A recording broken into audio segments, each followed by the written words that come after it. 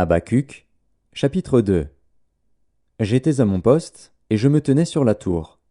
Je veillais pour voir ce que l'Éternel me dirait, et ce que je répliquerais après ma plainte.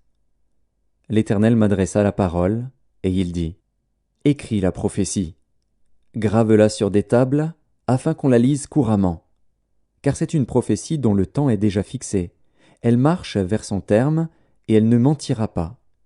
Si elle tarde, attends-la, car elle s'accomplira certainement. Voici, son âme s'est enflée, elle n'est pas droite en lui. Mais le juste vivra par sa foi. Pareil à celui qui est ivre et arrogant, l'orgueilleux ne demeure pas tranquille. Il élargit sa bouche comme le séjour des morts, il est insatiable comme la mort. Il attire à lui toutes les nations, il assemble auprès de lui tous les peuples. Ne sera-t-il pas pour tous un sujet de sarcasme, de raillerie et d'énigme ? On dira : malheur à celui qui accumule ce qui n'est pas à lui. Jusques à quand ? Malheur à celui qui augmente le fardeau de ses dettes.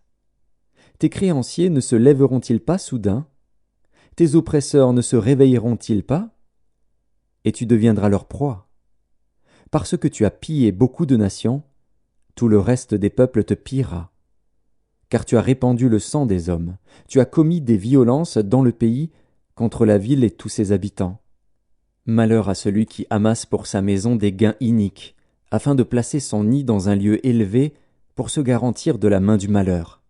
C'est l'opprobre de ta maison que tu as résolu, en détruisant des peuples nombreux, et c'est contre toi-même que tu as péché.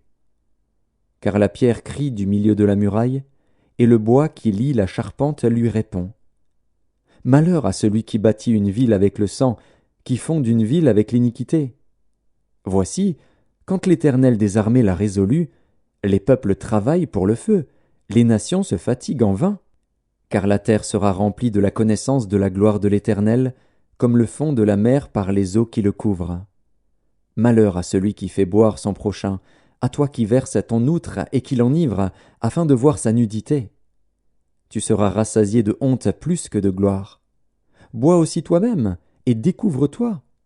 La coupe de la droite de l'Éternel se tournera vers toi, et l'ignominie souillera ta gloire.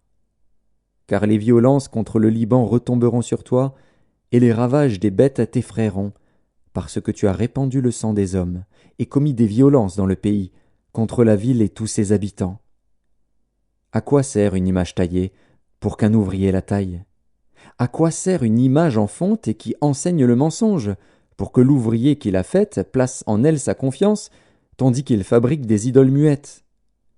Malheur à celui qui dit au bois : lève-toi, à une pierre muette : réveille-toi. Donnera-t-elle instruction ? Voici, elle est garnie d'or et d'argent, mais il n'y a point en elle un esprit qui l'anime.